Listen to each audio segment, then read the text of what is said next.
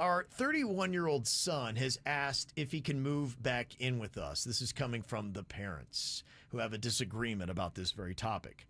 Now, our son has a job, but he's not paying all of his bills. We're helping him out. He just can't seem to get ahead and have any kind of quality standard of living. Sure, he could take on other jobs, but he already complains that all he'd be doing in life is working just to survive. I'm all for him moving in, but my husband is not. My husband believes that our son needs to tough it out, to teach himself to be more resilient. But with housing prices, this could even mean moving to a more affordable part of the country, and I do not want our son to have to move away from South Florida.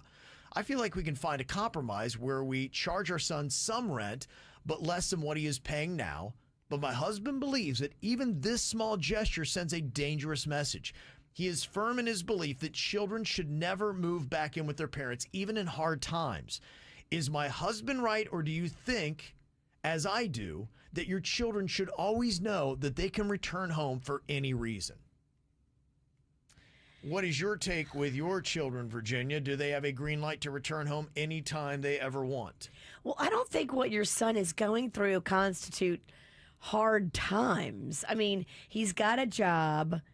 He just can't get to a place where he's got a bunch of free extra spending money. Mm-hmm.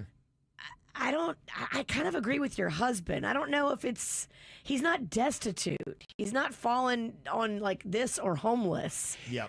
I don't know if I would put this life raft out for him just yet. And every family's different. My family is kind of, if someone's got a house, there's always a hub for people to go to. As long as you're showing you're trying and you're trying to better yourself, there's always a place you can help your family at any age. But now, if you don't want to you can't abuse it. But if the parents disagree, the dad is saying no and the mom is saying yes, that's the trouble. Like, if she lets him come back, now she's going to cause big problems in her marriage. Yeah, that's true.